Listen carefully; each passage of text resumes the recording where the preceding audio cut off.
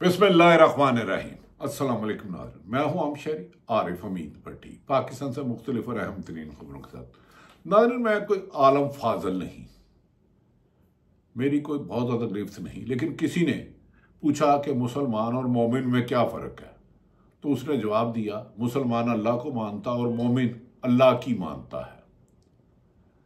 कुरान पाक में इतना मैं जानता हूं, तकब्बर और जुल्म की इबरतनाक सजा है और ये अल्लाह का हुक्म है। तकरीरें आप जितनी मर्जी कर लें, बुलंद व बाले दावे कर लें, झूठ बोल लें, गन पॉइंट पे या खामोश करा दें, लेकिन एक दिन ताकत ख़त्म होनी है। ये बात मेरी कुछ लोगों को समझ नहीं आएगी और कुछ को आ जाएगी।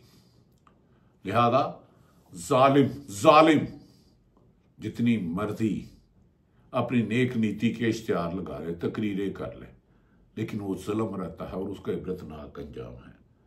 नाज़रीन, मैं आज का वीलॉग जवेद हाशमी साहब की एक बयान से करूंगा। जवेद हाशमी साहब, उनसे इख्तलाफत लोगों को भी होगा, मुझे भी होगा। उन्होंने कहा एस्टैब्लिशमेंट इस वक्त राह फरार ढूंढ रही है। एस्टैब्लिशमेंट का तो काम है ही नहीं सियासत में, ये राह फरार क्यों ढूंढ रही है? ये सियासी एक्टिविटी में अगर आ रही है तो क्यों आ रही है? ये तो अपनी खलफ की खिलाफ वर्जी है। ऐसा नहीं होना चाहिए। मुझे भी एक सहाबी को अपने दायरे इख्तियार में रहना है। लिहाजा खैर हम आ जाते हैं फिर जवेद हाशमी से। उनका एस्टैब्लिशमेंट इस वक्त राह फरार ढूंढ रही है, अब वो एक्सपोज हो चुके हैं। एक्सपोज का मुझे उर्दू में मतलब नहीं होगा, जाहिर हो चुके हैं या लोग पहचान चुके हैं, इसका यही मतलब हो सकता है। अलीमा हाँ हिकमत अमली से चल रही हैं। खान की रिहाई अब इमरान खान के बहनों के हाथ में है, नहीं, खान की रिहाई अब अवाम के हाथ में है। वो बानी इमरान खान जेल में तो रह चुका 1.5 साल, लेकिन उसने जो 7 पर्दों में छुपकर इस मुल्क पे मुसल्लत थे, जिन्होंने कायदे आजम की एम्बुलेंस खराब हो गई और ठीक नहीं होने दी, जिन्होंने कायदे आजम फातिमा जना के 2 साल मीडिया पर पाबंदी लगाई, वो सब छुपे पर्दे उठा दिए। बात हुकूमत मिलने की है, इक़्तिदार आने जाने की नहीं है, बात हक़ाइक़ के सामने आने की है। कुरान पाक पढ़ने वालों से मेरी ये गुजारिश है, बार बार पढ़ें। ये किस कुरान में लिखा है कि किसी भी सियासी आदमी या किसी सहाफ़ी या जो आपसे इख्तलाफ करता है, उसके घर में किसी एक बंदे की गिरफ्तारी बगैर वारंट के जाए? अगर वो घर में नहीं है, उसके बीवी बच्चों को, उसके मोबाइल उठा लो, उसके खिलौने उठा लो, घर में तोड़ फोड़ करो। अगर किसी कुरान और हदीस में या आइन में, कानून में लिखा है, जरा इसमें भी हमारी रहनुमाई कर दे। कहाँ लिखा किसी से इख्तलाफ करे तो कोई तो उस पर झूठे मुकदमा दर्ज करा दो? कहाँ लिखा हुआ है कि हारे हुओं को इलेक्शन जितवा दो? कहाँ लिखा हुआ है कि जो आज इंसाफ के साथ खड़ा हो उसको सजा देने के लिए उसको चीफ जस्टिस ना बने, 26वीं आईनी तरमीम ले आओ? हुक्मरानों, ये सवाल आपसे है, मैं किसी और से सवाल नहीं करता। मैं तो बड़ा कमज़ोर आदमी हूँ। आके लगड़ बगड़ कहते हो जैसे 26वीं तरमीम गन पॉइंट पे करा ली, माइन एंड मिनरल बिल भी करा लेगा, करा लो तो खत्म हो जाएगा। तुमसे पहले वो जो शख्स यहाँ पर अहद नशी था, उसको भी अपने खुदा होने का यकीन था। 2006 में परवेज मुशर्रफ साहब से बात हुई, वो कहते थे बेनज़ीर सिक्योरिटी रिस्क है और नवाज शरीफ मेरी जिंदगी में नहीं आ सकता, लेकिन एक वक्त आया कि परवेज मुशर्रफ पाकिस्तान में नहीं आ चुका। अब मौजूदा हालात की तरफ आ जाते हैं। वीलॉग करने में अब दिल नहीं लगता, क्योंकि वीलॉग में सुनने वाले कुछ लोग ताकतवरों के खिलाफ बातें सुनना चाहते हैं या सच सुनना चाहते हैं, और हम में सच कहने की ना सकत है, ना हिम्मत है, ना मजीद जद्दोजहद है। क्योंकि इस मुल्क में मेरे अभी दोस्त बाबर डोगर साथ बैठे हैं, जितना जुल्म फसादियत आज है, इसकी मिसाल ख्वाब में भी नहीं देखी थी कभी। जो जुल्म सितम आप आज कर रहे हो, जो नफरत के बीज आज आप बो रहे हो, इसे तुम्हारी नस्लें भी काटेंगी। मैं नाज़रीन, एक मोहम्मद हनीफ तबसरा लिख रहे हैं, उन्होंने बड़ा जबरदस्त कालम है, मैं नहीं लिखूंगा क्योंकि मारा जाऊंगा। कहता सच कहा तो कलंदर, ताकतवरों के खिलाफ बात की तो अंदर। आजकल तो कानून ये है। बहरहाल उन्होंने मोहम्मद हनीफ का बड़ा खूबसूरत कालम, उन्होंने कहा जो तो साडे जनरल चुपचाप डंडा चलान दी बजाय नाल अपने आप नूं दानश्वर और खतीब समझे ने लगे तो समझो कि औखा बेला शुरू हो गया। खैर नाज़रीन, ये हक़ाइक़ तो अपनी जगह है। क्या वतन अजीज़ को, मुझे तो वतन अजीज़ का फ्यूचर कोई ज़्यादा बेहतर नहीं लगता जब तक इस जुल्म को ख़ात्म नहीं किया जाता। अगर जुल्म रहेगा और अमन भी होगा तो ये झूठ है, मुनाफिक है, लोग झूठ बोलते हैं। कल अपोजिशन लीडर उमर अयूब, अहमद खां बच्चन और दीगर लोगों को, अलीमा खान, नूरीन बीबी और उनकी बहनों को अगवा किया गया। अगवा मैं इसलिए कहता हूँ, या तो वो गिरफ्तार करके उनकी मुकदमे अगले दिन मजिस्ट्रेट में डाल देते, चक्री जाके छोड़ दिया गया। गुज़श्ता रात में पाकिस्तान लाहौर हाईकोर्ट बार के प्रेसिडेंट और उनकी बात सुन रहा था सलमान अकरम राजा की। जिस तरह कानून की दजकियां ये उड़ा रहे हैं, जिसकी निशानदेही वो कर रहे थे, कान सुन नहीं पा रहे थे और सर उठ नहीं पा रहा था कि बेशर्मी और बेज़मीरी में हम किस हद तक आगे चले गए हैं। फातिमा जना को अगर कायदे आज़म के लिए एम्बुलेंस नहीं थी और फातिमा जना की 2 साल तकरीर पर पाबंदी थी, तो इमरान खान को भी 20 महीने हो गए हैं। कौन है ये जो पाबंदियां लगाता है? कौन है जो इस्लामाबाद हाई कोर्ट के हुक्म के बावजूद बहनों को मिलने नहीं देता? क्या ऐसे शख्स, क्या ऐसे लोग हमें दीन का दर्स दे सकते हैं? आइन और कानून की हुक्मरानी का कह सकते हैं? कौन से आइन में लिखा है कि किसी एक शख्स पर झूठे 300 मुकदमा दर्ज कर दो और पुलिस अफसर उनके आले बन जाए, उनके चमचे करचे बन जाए, इंसाफ करने की बजाय इंसाफ का कत्ल करें? वो कातलो, तुमने कितने ग्लव्स पहने हैं लेकिन तुम्हें पहचान चुके हैं, लेकिन हम डरपोक हैं, हम आपका मुकाबला नहीं कर सकते। ये बात सच है।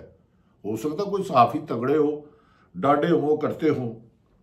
नाज़रीन, 9 मई का सिलसिले में एक केस ज़ेरे समाअत था। जना उस केस में हमारे असरीन वकील साहब का कहना है, एडवोकेट सलमान शाह साहब का, असरीन जो 9 मई 2023 सुप्रीम कोर्ट से इंसाफ के मुंतजर थे, आज उनकी उम्मीद टूट गई।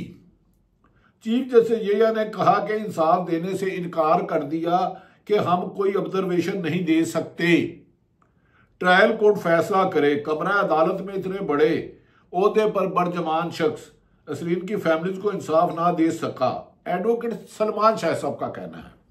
मुझे बताएं, ट्रायल कोर्ट 2 साल हो गया, जमानत तो जब तक आपका कसूर साबित नहीं होता आप इनोसेंट होते हैं, ये कानून कहता है।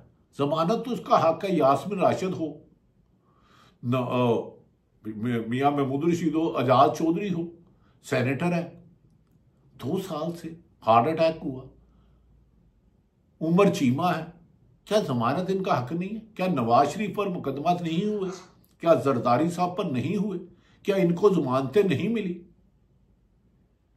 जब अदलिया इतनी बेबस हो, और क्योंकि मंसूर अली शाह की जगह यही अफरीदी साहब आ जाए, आईनी सरबराह का जज ये हो, तो फिर इंसाफ की उम्मीद लगाने वालों अपने लिए कोई और मुल्क ढूंढो। कहते हैं ना, इस शहर संग दिल को जला देना चाहिए, फिर इसकी राख को भी उड़ा देना चाहिए।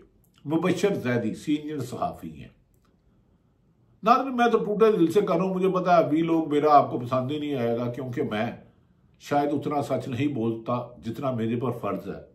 लेकिन एक टीवी का चैनल हेड होकर 4 दफा फेर होकर 5वीं दफा रिजाइन दे के, ये बहुत ताकतवर है, लेकिन ये हारेंगे, ये मेरा ईमान है बीइंग मुसलमान। मुबशर जैदी का siyaasat.com पर लगाया है, बांग्लादेश से माफी मांगने में कोई मजाइका नहीं है, इससे दोनों ममालिक के दरमियान एतमाद की देरपा फिजा कायम हो सकती है। महमूद रहमान कमीशन की रिपोर्ट में हमारे मजालिम की तफसीर मौजूद है। फिर आज की रिपोर्ट बेशक 20 साल बाद कोई महमूद रहमान लिखेगा, आएगी तो सही। तारीख झूठ नहीं बोलती, तारीख पर मट्टी डालकर फाइलें बंद की जा सकती हैं, लेकिन हकीकत को खत्म नहीं किया जा सकता। यही निज़ाम कुदरत है। इलेक्शन फैसलाबाद से हारने वाले राना सनाउल्लाह आजकल मशहूर हैं, जिन्होंने सानिया मॉडल टाउन में 14 लोगों को गोलियां मरवाई। ये नामजद मुल्ज़म है, मैं नहीं किन्हें मुल्ज़म बना रहा। आज तक 2014 के वाकया की इंसाफ नहीं मिली, लेकिन 9 मई में यकीनन जलाओ घिराव नहीं होना चाहिए, तोड़ फोड़ किसी भी कीमत में नहीं होनी चाहिए। 14 लोग शहीद हो गए, लातादाद लोग जख्मी हो गए, उनमें से तो एक बंदा गिरफ्तार नहीं हुआ। और 9 मई में बिल्डिंगें तोड़ने वालों को, जो नहीं तोड़नी चाहिए, बार बार कह रहा हूं, जलाओ घिराओ, ना अमन में ना एहतजाज है, ये दहशत गर्दी है, लेकिन साबित तो करो। जैसे वो इमारत जनाब तोड़ा, उधर कोई घुसा, जो घुसा उसे सजा दे, लेकिन इंसान भी अल्लाह की बनाई हुई इमारत है। इस इमारत को लोगों को छन्नी किया गया, बरखना किया गया, करंट लगाया गया, और 1001 मसाला शहबाज गिल हो, लातेदाद उमर चीमा के साथ क्या सलूक हुआ, सदाकत बाजी से आदम स्वाति के साथ क्या हुआ, जुनेद अकबर के साथ क्या हुआ, ऐसी सैकड़ों मिसालें हैं कि वक्त शायद कम है। नाज़रीन, दूसरी तरफ नवाज शरीफ मुल्क में अमन कायम करने के लिए बेटों के बिजनेस के लिए बेलारूस के बाद अच्छी डील करके लंदन पहुंच गए हैं। बलोचिस्तान और केपी में अमरन हुकूमत की रिट नहीं है। रात को ट्रांसपोर्ट नहीं चलती, दिन को खौफ बाहर नहीं निकलने देता। सूरज की रोशनी हो या चांद की रोशनी, दोनों में खौफ के साए आसमानों पर मंडला रहे हैं। लेकिन हुक्मरान वक्त कहते हैं सब अच्छा का अलार्म नाप रहे हैं। नाज़रीन, यहां तक कि जो वजीर आज़म नहीं बने जिन्हें वजीर आज़म बना दिया गया, जो वजीर MNA नहीं बने जिन्हें MNA बना दिया गया, उनका नाम मोहतरम नवाज शरीफ, शहबाज शरीफ साहब है।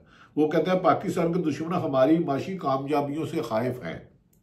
दहशत गर्दी के खिलाफ भरपूर इक़दाम और कार्रवाइयों के हवाले से तमाम अदारों और सूबों की कोशिशें लायक तहसीन है। हाँ, बहुत ज़्यादा लायक तहसीन है।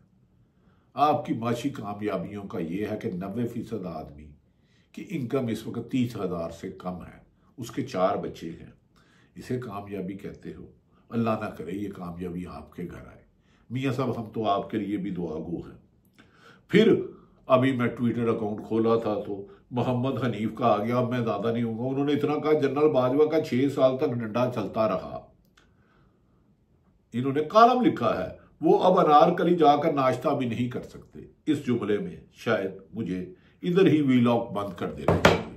बानी पीटी, इमरान खान जेल में बंद, ना आवाज ना तस्वीर। अदालत के हुक्म पर उसको सिक्योरिटी नहीं दे सकते। अडयाला जेल में भी कहते हैं सिग्नल नहीं आ रहे। तो तुम दहशतगर्दी को कैसे खात्मा करोगे कि एक कैंसर अस्पताल बनाने वाला, वर्ल्ड कप जीतने वाला साबिक वजीर आजम को जेल में समाज से डरते हो, उसकी बहनों से उसकी मुलाकात नहीं कराने देते। अपोजिशन लीडर को पुलिस पकड़ के उठा के ले जाती है, पुलिस वैन में डाल के चक्री में छोड़ देते हो। मुल्क की कश्ती को, चलती हुई को आपने दरिया के भंवर में बीचे आके फंसा दिया और कहता है कि इमरान खान निकालेगा। आप कहते हो इमरान खान 100 साल नहीं निकलेगा, ना निकले, लेकिन तुम इक़्तिदार में रह के भी कैदी हो, लोगों के कैदी, लोगों के मुजरम हो, जिनका तुमने वोट चोरी किया, जिनके इंसानी हकूक तुमने चोरी किए। तुमने अदालतों में इंसाफ हासिल करने वालों के लिए ताले लगा दिए। तुमने मीडिया में बोलने वाली जुबानें खामोश करवा दी। तुमने जमहूरियत के लिए जद्दोजहद करने वाले पाँव को, टांगों को तोड़वा दिया। तुमने सिविल सोसाइटी में नाइंसाफी और जुल्म के खिलाफ निकलने वालों को दहशत, खौफ और लालच से खामोश करा दिया। और तो और पाकिस्तान की 90% लोग, आज CNN के एक गैर मुल्की जरीदे ने दिया है कि आज भी इमरान खान की पाकिस्तान में मकबूलियत 80 से 90% है। तुम्हारे तमाम जुल्मों का जवाब ये है कि आज भी बानी पीटी इमरान खान यानी कि तरीके इंसाफ के बानी पीटी इमरान खान की मकबूलियत 80 से 90% है। आपका जुल्म अपनी जगह, आपके इश्तिहारात अखबारात में अरबों रुपए अपनी जगह, आपके झूठ का वाह बेला अपनी जगह, आपके बुलंद व बाले दावे ऐसी जगह। लेकिन सच ये है कि आज भी अवाम में जाओ तो इमरान खान की मकबूलियत किसान, मजदूर, डॉक्टर, इंजीनियर, बुजुर्ग, जवान, मर्द, बच्चा, औरत सब में है। तुम इक़्तिदार लेकर इज्जत तुमने खो दी। उसने कैद तन्हाई काट कर लोगों के दिलों में जगह बना ली। जियो तो पाकिस्तान के लिए। अल्लाह ताला ने मुनाफिक की 3 निशानियां बताई हैं। जब बोलेगा झूठ बोलेगा, जब वादा करेगा वादा खिलाफी करेगा, जब इमानत दो तो इमानत में खयानत करेगा। इमानत यह है कि अगर आपको कोई सरकारी ओहदा मिला है या किसी ने वजीर आज़म बना है या कोई साफी बना है, उसकी अदायगी में बददियानती मुनाफकत है। कौन मुनाफक है इसका फैसला आप खुद करें। जो झूठ बोलता है वो मुनाफक है, साफी है या सरकारी अफसर है। हाँ, आप उससे सवाल ना कर सको, लेकिन सवाल तो रहेगा। तुम बताओ, तुम अपनी जिम्मेदारियां पूरी कर रहे हो? और यही सवाल मेरे से भी है, क्या मैं अपनी जिम्मेदारी पूरी कर रहा हूँ? अल्लाह ताला पाकिस्तान का हामी नासिर हो। पाकिस्तान जिंदाबाद।